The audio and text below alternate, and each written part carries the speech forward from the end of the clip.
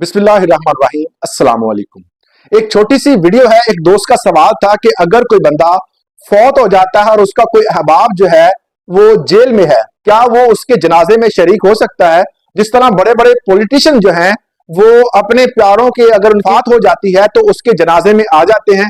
क्या ये आम बंदे के लिए इस तरह की सहूलत मौजूद है? बिल्कुल जी, सहूलत मौजूद है। अगर कोई बंदा गिरफ्तार है और उसके किसी भी अहलो अयाल की वफात हो जाती है तो इस सूरत में वो बंदा फौरी तौर पर जो है वो डीसी जो है उसका मुतलका डिप्टी कमिश्नर जो है उसको दरखास्त दे सकता है। अदालत के पास इस तरह का कोई इख्तियार नहीं है। मुतलका जो है वो डीसी अगर वो आपकी उस दरखास्त पर जो है वो कार्रवाई करता है, उसको मानता है, तो वो इजाजत दे सकता है।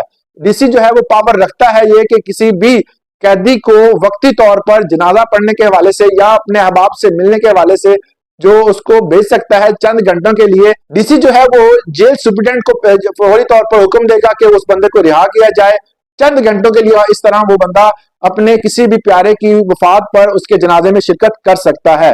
अगर डीसी जो है उस चीज को रिजेक्ट कर देता है तो आपने वही जो डीसी साहब ने रिजेक्ट की हुई दरखास्त है उसको साथ लगाना है और एक पिटीशन फाइल कर देनी है हाई कोर्ट में।